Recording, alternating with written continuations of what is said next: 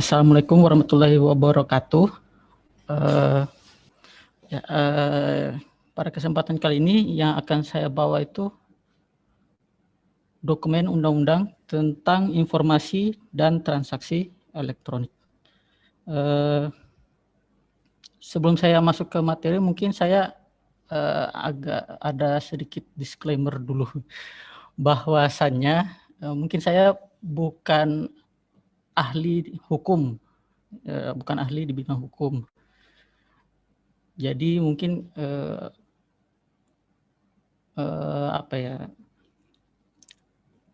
tujuan saya untuk memberikan materi ini mungkin karena kebanyakan kita kalau di bidang IT ya, kalau bicara soal undang-undang, apalah itu, kayak agak menyangkal gitu, dan akhirnya jadi kurang paham lah tentang undang-undang berkaitan dengan ITE, padahal kita punya undang-undang ITE. Jadi mungkin kali ini saya ingin menginformasikan kepada teman-teman ataupun para pimpinan mengenai dokumen undang-undang tentang informasi dan transaksi elektronik.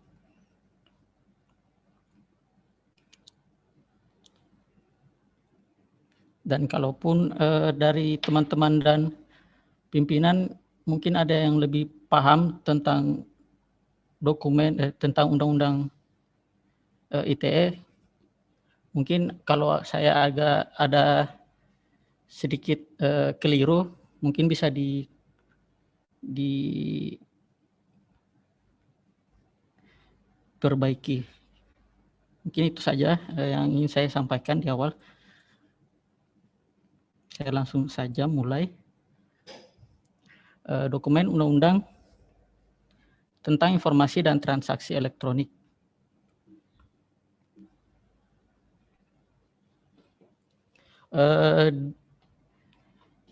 Undang-undang yang berkaitan dengan ITE itu ada dua. Yang pertama itu Undang-Undang Nomor 11 Tahun 2008 dan Undang-Undang Nomor 19 Tahun 2016.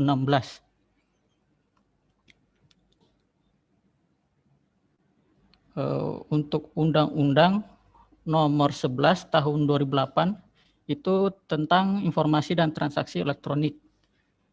Undang-undang ini itu disahkan pada tanggal 21 April 2008 dan diundangkan tanggal 21 April juga 2008. Dalam undang-undang ini tuh ada 13 bab dan ada 54 pasal. Nah, untuk masing-masing babnya itu akan saya jelaskan, mungkin ada beberapa aja yang penting. Di antaranya itu ada yang menjelaskan tentang ketentuan umum. Di ketentuan umum ini itu menjelaskan mengenai pengertian umum serta ruang lingkup dari undang-undang tersebut.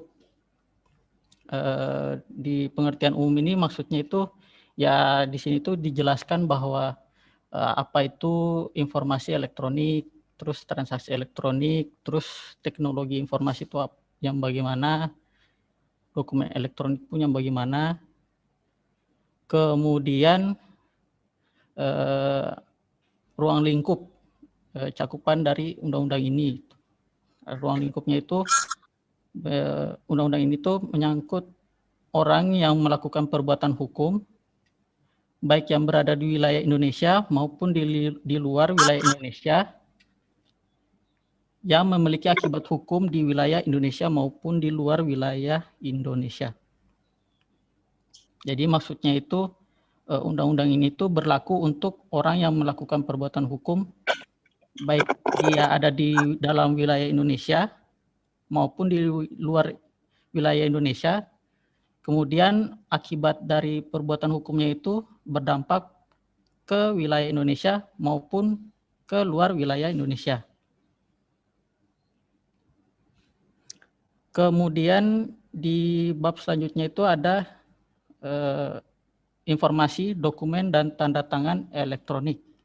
Maksudnya itu di dalam bab ini membahas tentang informasi, dokumen, dan tanda tangan elektronik.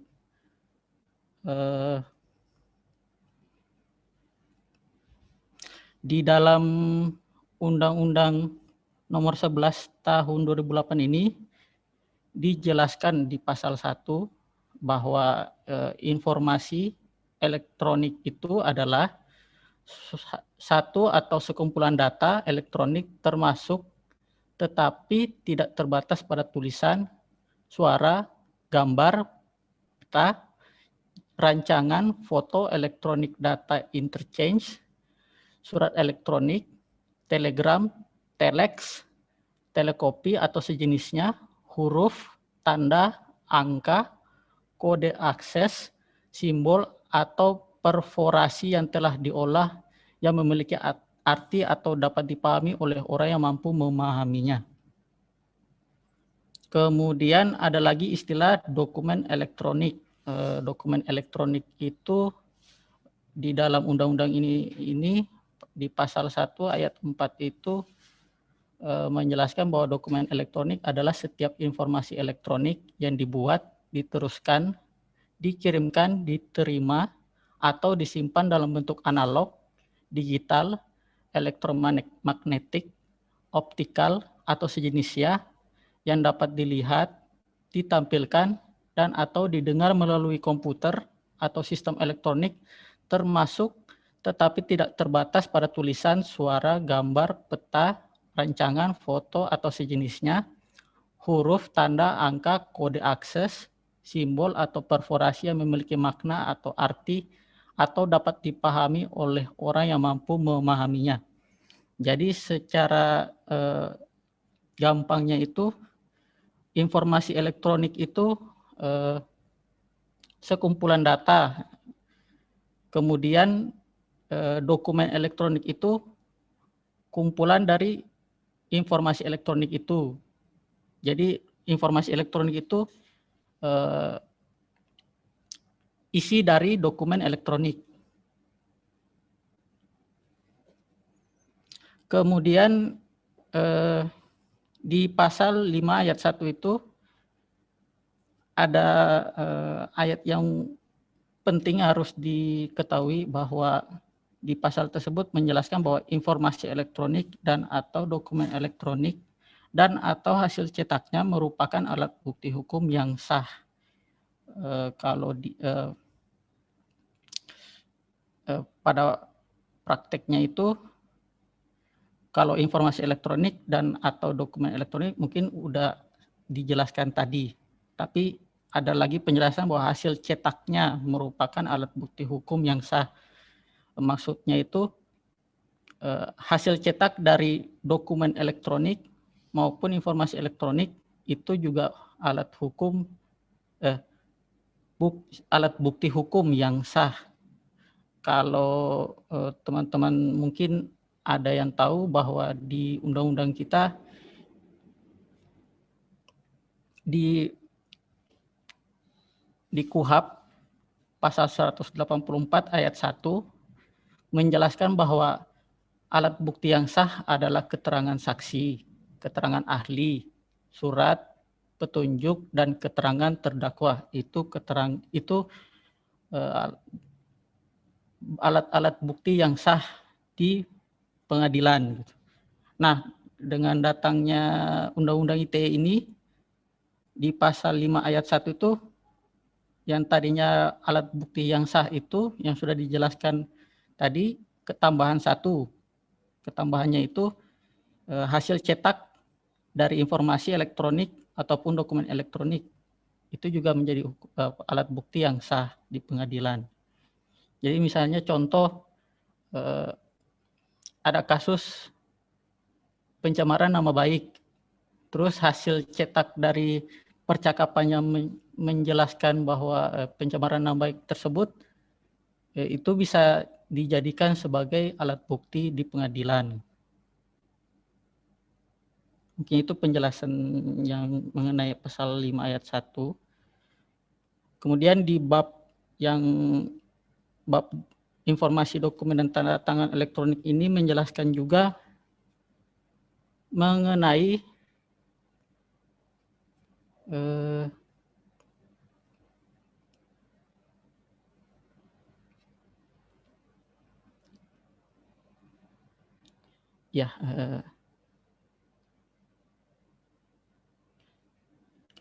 waktu pengiriman dan penerimaan informasi dan atau dokumen elektronik. Ini maksudnya itu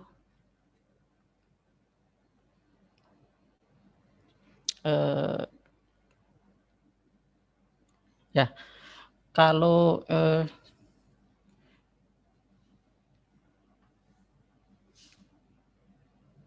di dalam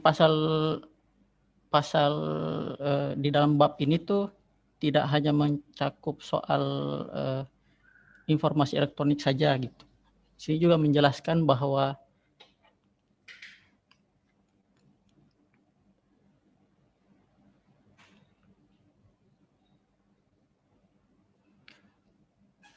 bila terdapat dua atau lebih sistem informasi yang digunakan untuk pengiriman atau penerimaan informasi elektronik, maka waktu pengiriman dan juga waktu penerimaan informasi tersebut juga harus dicantumkan. Kemudian ada lagi membahas tentang penyajian informasi yang lengkap. Ini tuh berkaitan dengan apabila ada pelaku usaha yang menawarkan produk melalui sistem elektronik, ya harus menyediakan informasi yang lengkap. Mungkin itu penjelasan mengenai informasi dokumen dan tanda tangan elektronik. Kemudian penyelenggaraan sertifikasi elektronik dan sistem elektronik. Penyelenggara sebelum itu tuh penyelenggaraan sertifikasi elektronik yang dimaksud dengan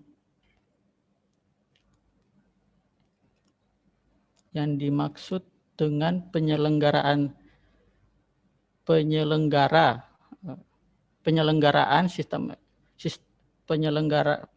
sertifikasi elektronik, yaitu adalah badan hukum yang berfungsi sebagai pihak yang layak dipercaya yang memberikan dan mengaudit sertifikat elektronik.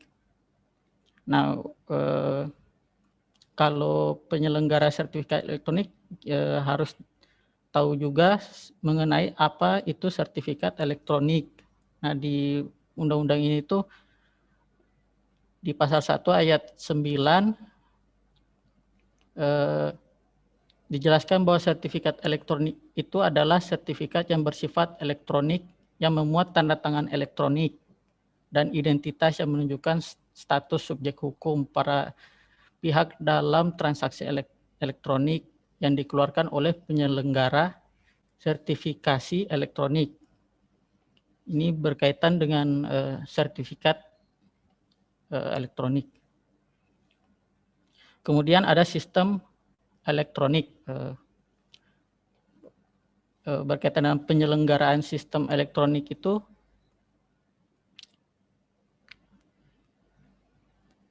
penyelenggaraan sistem elektronik di pasal 1 ayat 6 itu menjelaskan bahwa pemanfaatan sistem elektronik oleh penyelenggara negara, orang, badan usaha, dan atau masyarakat. Nah, apa itu sistem elektronik? Sistem elektronik itu adalah serangkaian perangkat dan prosedur elektronik yang berfungsi mempersiapkan, mengumpulkan, mengolah, menganalisis, menyimpan, menampilkan, mengumumkan, mengirimkan, dan atau menyebarkan informasi elektronik.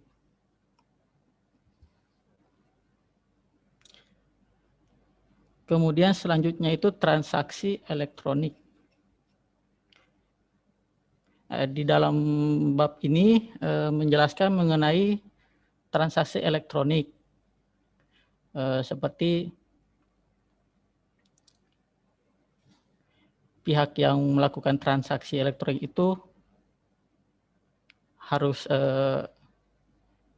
wajib beretikat baik dalam melakukan interaksi dan atau pertukaran informasi elektronik dan atau dokumen elektronik selama transaksi yang berlangsung.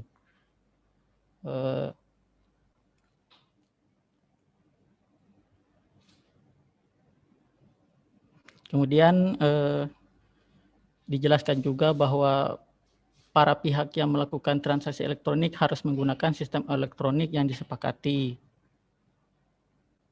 Jadi pada bab ini tuh menjelaskan mengenai cara-cara untuk melakukan transaksi elektronik. Nah, di dalamnya itu juga ada penjelas kalau kita bilang bertransaksi berarti ada pihak pertama dan pihak 2 atau 3. Nah, untuk koneksi pihak pertama dan pihak kedua misalnya itu ada koneksi, maka itu dibilang agen elektronik. Apabila ada perantara di antara pihak yang melakukan transaksi, maka itu dibilang agen elektronik. Selanjutnya itu ada penjelasan mengenai nama domain, hak kekayaan intelektual, dan perlindungan hak pribadi. Nah, ini tuh di bab ini menjelaskan mengenai nama domain.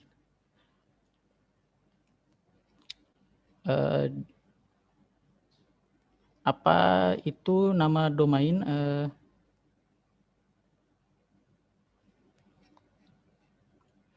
Nama domain di pasal 1 ayat 20 menjelaskan bahwa alamat internet penyelenggara negara, orang, badan usaha, dan atau masyarakat yang dapat digunakan dalam berkomunikasi melalui internet yang berupa kode atau susunan karakter yang bersifat unik untuk menunjukkan lokasi tertentu dalam internet.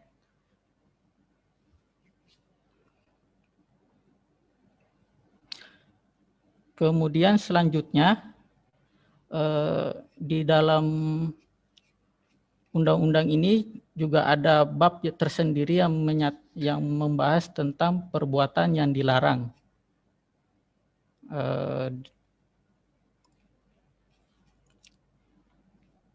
Di dalam bab tersebut itu mencakup dari pasal 27 sampai pasal 39.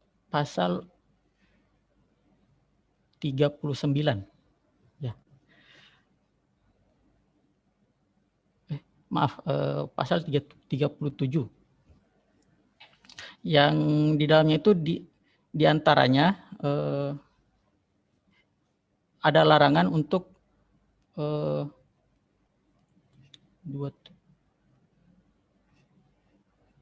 setiap orang dilarang ya dengan sengaja dan tanpa hak mendistribusikan dan atau mentransmisikan dan atau membuat dapat diaksesnya informasi elektronik dan atau dokumen elektronik yang memiliki muatan yang melanggar kesusilaan. Selain itu pun dilarang pun untuk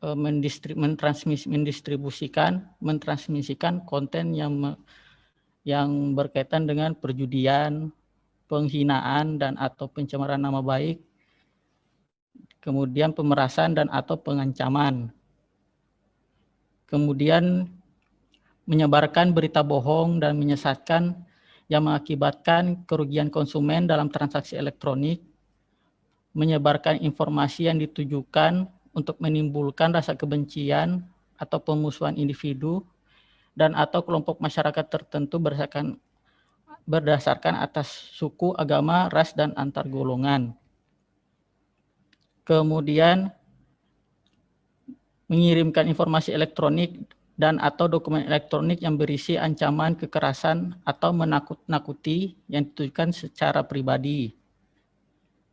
Kemudian dengan sengaja dan tanpa hak atau melawan hukum mengakses komputer dan atau sistem elektronik milik orang lain dengan cara apapun dengan tujuan untuk memperoleh informasi elektronik dan atau dokumen elektronik dengan melanggar, menerobos, melampaui, dan atau menjebol sistem pengamanan. Kemudian ada juga dengan sengaja dan tanpa hak atau melawan hukum melakukan intersepsi atau penyadapan atas informasi elektronik dan atau dokumen elektronik dalam suatu komputer dan atau sistem elektronik tertentu milik orang lain. Kemudian dengan sengaja dan tanpa hak atau melawan hukum dengan cara apapun, mengubah, menambah, mengurangi, melakukan transmisi, merusak, menghilangkan, memindahkan, menyembunyikan suatu informasi elektronik dan atau dokumen elektronik milik orang lain atau milik publik. Kemudian ada juga dengan sengaja dan tanpa hak atau melawan hukum melakukan tindakan apapun yang berakibat terganggunya sistem elektronik dan atau mengakibatkan sistem elektronik menjadi tidak bekerja sebagaimana mestinya.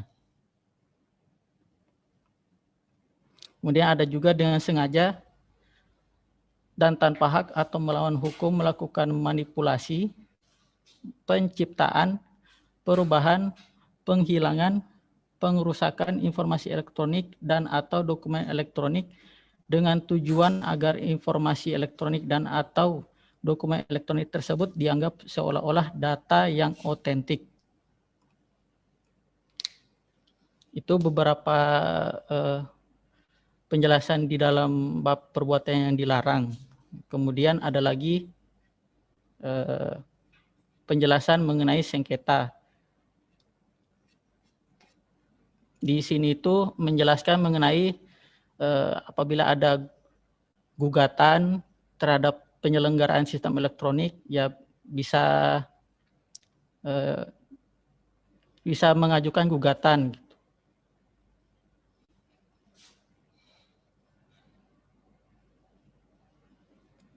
Kemudian ada juga mengenai peran pemerintah dan peran masyarakat.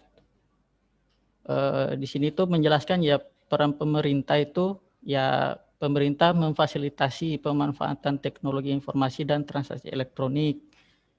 Kemudian pemerintah pun melindungi kepentingan umum dari segala jenis gangguan yang berkaitan dengan informasi elektronik tersebut.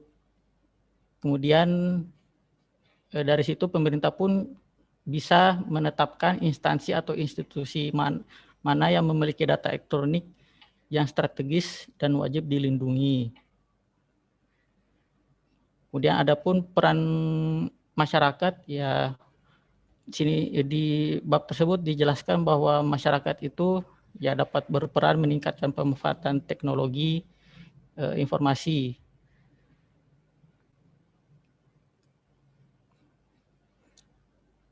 Kemudian ada juga mengenai penjelasan ketentuan pidana. Di dalam bab ini itu membahas tentang ketentuan-ketentuan pidana yang diterapkan apabila ada di dalam pasal perbuatan yang dilarang itu dilanggar. Misalnya itu apabila di pasal 27 ada yang dilanggar, itu ada ketentuan pidana yaitu penjara paling lama 6 tahun dan atau denda paling banyak 1 miliar. Kemudian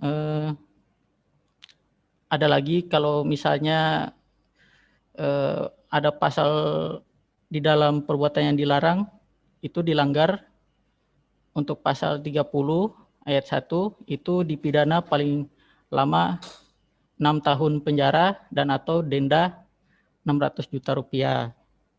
Ya, jadi di sini tuh dijelaskan semua mengenai ketentuan pidananya. Kemudian selanjutnya itu ada Kalau tadi Undang-Undang Nomor 11 tahun 2008, ini itu ada Undang-Undang Nomor 19 tahun 2016. Ini merupakan perubahan atas Undang-Undang Nomor 11 tahun 2008. Di dalam undang-undang itu nggak banyak yang berubah, yang di sini itu mencakup beberapa hal yang dirubah di Undang-Undang Nomor 11 tahun 2008. Yang pertama itu misalnya di ayat 1, di pasal 1, di ayat 6 itu ada ketambahan bahwa penyelenggara sistem elektronik itu adalah setiap orang penyelenggara negara, badan usaha dan masyarakat yang menyediakan, mengelola dan atau mengoperasikan sistem elektronik baik secara sendiri-sendiri maupun bersama-sama kepada pengguna sistem elektronik untuk keperluan dirinya dan atau keperluan pihak lain. Kemudian di pasal 26 ada ketambahan ayat 3, 4, dan 5. Yang mana ayat 3 itu setiap penyelenggara sistem elektronik wajib menghapus informasi elektronik dan atau dokumen elektronik yang tidak relevan yang berada di bawah kendalinya atas permintaan orang yang bersangkutan berdasarkan penetapan pengadilan. Kemudian ayat 4 itu setiap penyelenggara sistem elektronik wajib menyediakan mekanisme penghapusan informasi elektronik dan atau dokumen elektronik yang sudah tidak relevan sesuai dengan ketentuan peraturan perundang-undangan. Kemudian ayat 5 itu ketentuan mengenai tata cara penghapusan informasi elektronik dan atau dokumen elektronik sebagaimana dimaksud pada ayat 3 dan 4 diatur dalam peraturan pemerintah.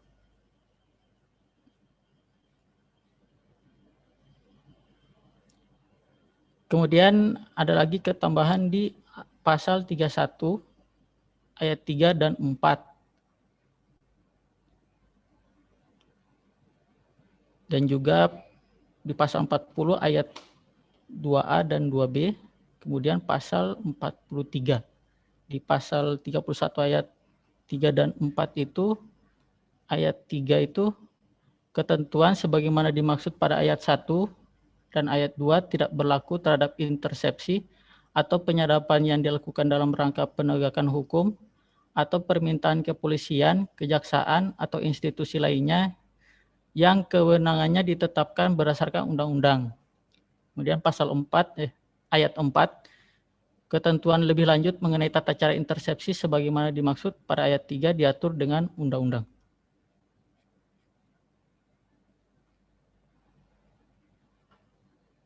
Kemudian di pasal 40 ayat 2 itu ada ketambahan 2A dan 2B. 2A itu pemerintah wajib melakukan pencegahan, penyebarluasan, dan penggunaan informasi elektronik dan atau dokumen elektronik yang memiliki muatan yang dilarang sesuai dengan ketentuan peraturan perundang-undangan. Kemudian di pasal 2B itu dalam melakukan pencegahan sebagaimana dimaksud pada ayat 2A, pemerintah berwenang melakukan pemutusan akses dan atau memerintahkan kepada penyelenggara sistem elektronik untuk melakukan pemutusan akses terhadap informasi elektronik dan atau dokumen elektronik yang memiliki muatan yang melanggar hukum.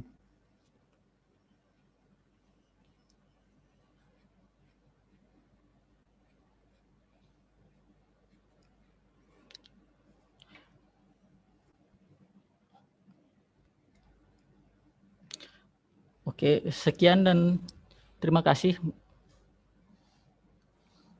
Mungkin itu saja yang bisa saya sampaikan kepada teman-teman. Mungkin mohon maaf kalau mungkin ada salah kata yang kurang berkenan di hati. Saya kembalikan ke MC.